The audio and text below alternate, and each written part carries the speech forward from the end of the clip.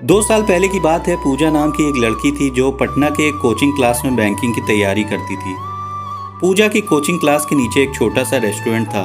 पूजा और उसकी फ्रेंड्स अक्सर क्लास के बाद उसी रेस्टोरेंट में चाट और छोले भटूरे खाने जाया करते थे। एक दिन पूजा का बर्थडे था तो पूजा के फ्रेंड्स ने एक प्लान बनाया कि क्लास खत्म होने के बाद हम लोग नीचे के रेस्टोरेंट में पूजा का बर्थडे सेलिब्रेट करेंगे। क्लास खत्म होने के बाद पूजा के फ्रेंड्स ने पूजा को नीचे रेस्टोरेंट में बुलाया और पूजा को उसके बर्थडे का सरप्राइज़ दिया। अभी सभी लोग मिलकर पूजा का बर्थडे सेलिब्रेट करने लगे। उस रेस्टोरेंट के काउंटर पे एक 24 साल का लड़का कैशियर का काम करता था। जब पूजा और उसके फ्रेंड्स बर्थडे सेलिब्रेट करने के बाद रेस्टोरेंट के बाहर जाने लगे तब उस लड़के ने पूजा को आवाज़ लगाई, लड़का, मैम ये हमारी तरफ से आपका बर्थडे का छोटा सा गिफ्ट। Puja, thank you.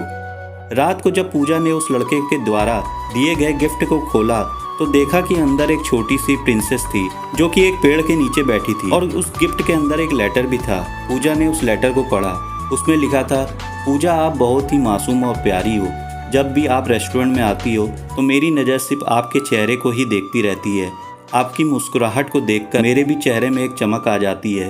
वैसे मेरा नाम रोहित है। अगले दिन जब पूजा और उसकी फ्रेंड रेस्टोरेंट में आए तो काउंटर पे बैठा रोहित पूजा की तरफ ही देखा, लेकिन पूजा ने अपनी नज़रें झुका ली और अपनी फ्रेंड से बात करने लगी। अब जब भी पूजा रेस्टोरेंट में आती तो रोहित की तरफ एक झलक देखती और फिर से इग्नोर करने लगती और इसी तरह कुछ दिन बीत गए। रोहित पूजा से बात तो करना चाहता था लेकिन पूजा की तरफ से कोई जवाब नहीं मिलने के कारण रोहित भी बात करने की हिम्मत नहीं जुटा पा रहा था। एक दिन जब क्लास के बाद पूजा रेस्टोरेंट आती है तो देखती है कि काउंटर पे रोहित की जगह कोई दूसरा लड़का बैठा है। पूजा सोचती है कि शायद रोहित की तबीयत खराब होगी इसलिए वो आज काम पे नहीं आया, लेकिन देखते ही देखते एक सप्ताह बीत जाता है। अब पूजा थोड़ी परेशान होने लगती है और काउंटर पे जाके पूछती है कि जो रोहित नाम का लड़का यहाँ पे काम करता था वो अभी कहाँ है, उसने काम छोड़ दिया क्या? काउंटर पे बैठा लड़का पूजा को कहता है, नहीं, रोहित भैया ने काम नहीं छोड़ा, मालिक ने उन्हें मार्केट वाले रेस्टोरेंट पर भेज दिया है। अगले दिन पूजा उस मार्केट वाले रेस्टोरेंट पे जाती है तो रोहित को देखकर उसके चेहरे पे एक मुस्कान दिखने लगती है। रोहित पूजा को देखकर तुरंत काउंटर के बाहर आता है और कहता है, मैम आप यहाँ पे और आपके फ्रेंड्स नहीं आए?